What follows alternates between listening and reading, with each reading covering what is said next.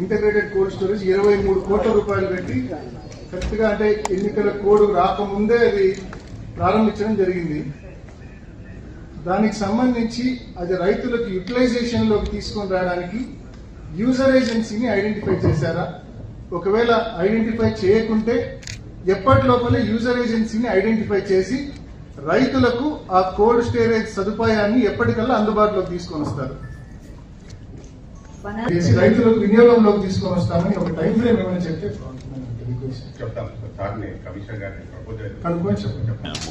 జిల్లా పరిషత్ సమావేశంలో అడిగినప్పుడు ఆ రోజు చెప్పడం జరిగింది. ఆ రోజు జిల్లా వైద్యాధికారులు కూడా అక్కడ తొందరలోనే ప్రారంభిస్తామని, కానీ ప్రారంభించడం కూడా జరిగింది. డయాలిసిస్ జరుగుతూ ఉంది. ఇంకా కూడా చుట్టుపక్కల ప్రాంతాల వారికి కూడా అందరూ కోడూరు కావచ్చు, రాజపేట అన్ని ప్రాంతాల నుంచి కూడా రావడం జరుగుతూ ఉంది.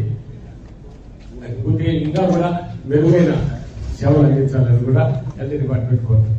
అప్పుడు కట్టేసి ఇచ్చామన్నారు, అందులో ఉంటున్నారు స్టాఫ్ ఉంటారు సార్, 24 గంటలు ఉంటారు సార్ హాస్పిటల్ ఉంటారు, క్వార్టర్స్ అంటున్నారు కదా మీరు. అవును సార్, అంటే మనం కడతాము, బట్ అందులో ఉంటే అది ప్రయోజనం కదండి. ఇంతకుముందు జేసీ గారు నెలకు కోటి వచ్చిపోతున్నాడు సార్. ఇప్పుడైతే రావడం లేదు సార్, ఖచ్చితంగా రావడం లేదు. నేను కూడా అడిగినాను జేసీ సార్ గారు, ఒక పాడి వచ్చి చూడండి సార్ మీరు మా హాస్పిటల్ పరిస్థితి అని చెప్పినాను. వస్తాలేమన్నాడు, రాలేకపోయినాడు సార్. దయచేసి మీరు వచ్చి చూడండి సార్, మరి జేసీ గారిని పంపింది సార్. సార్ మీరు చెప్పారు కదా, వచ్చి చూసి సమీక్షించి ఏం చేయాలో చేస్తాం. అది సార్ బుక్స్ అన్ని కూడా సకాలంలో అందుతున్నాయా?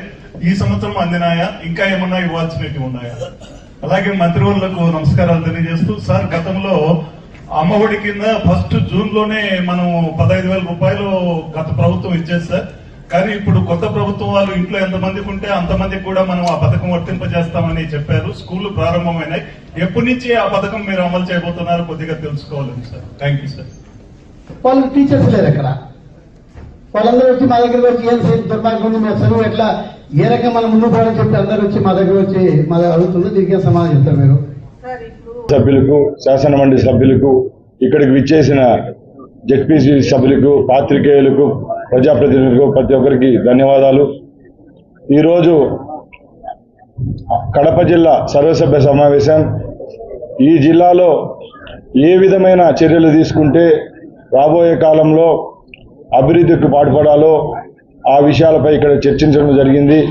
ముఖ్యంగా తెలుగుదేశం పార్టీ యొక్క ఉద్దేశం ప్రజలు సంతోషంగా ఉండాలా.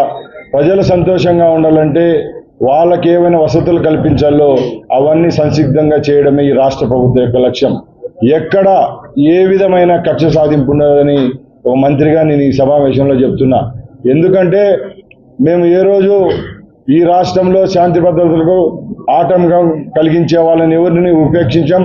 పోలీస్ పరమైన ఇంకో ఏ పరమైన ఎవరికైనా ఒకే న్యాయం చేపడతామని మా ముఖ్యమంత్రి గారు ముందే చెప్పడం కూడా జరిగింది. ఈ రాబోయే 5 సంవత్సరాల్లో ఈ రాష్ట్రంలోనైతే జిల్లాల్లో అయితేనే ఉన్న ప్రజలకు మంచి ప్రభుత్వం అనిపించుకుంటే చాలని మా ముఖ్యమంత్రి గారు చెప్పడం జరిగింది. ఇక్కడ మేము ఒకటే చెప్తున్నాం, ఈరోజు మా కోరం లేకపోయినా ప్రతిపక్ష జెడ్పీటీసీలున్నా సభ్యులున్నా కూడా ఇప్పుడు పొద్దున్న నుంచి మీరు మీటింగ్ చూశారు. ఇలాంటి మీటింగ్ గత 5 సంవత్సరాల్లో ఎప్పుడైనా జరిగిందని నేను ప్రశ్నిస్తున్నా. ఉందని అహం గాని అహంకారం గాని మాలో లేదు. మేము రాబోయే తరుణాల్లో కూడా ఒకటే చెప్తున్నాం, తెలుగుదేశం పార్టీ ప్రజాపక్షం, ప్రజాపక్షపాతులం. మేము ముందు ప్రభుత్వాల్లాగా దాడులు రౌడీజాలు ఎక్కడా చేయం. మేము ఒకటే చెప్తున్నాం, ఈ ప్రజలకు మేము బానిసలం, కట్టు బానిసలుగా ప్రజల కోసం పని చేస్తామే తప్పక ఏ విధమైన దుశ్చర్యలకు పాల్పడమని ఇక్కడ సమావేశంలో తెలియజేసుకుంటున్నాం.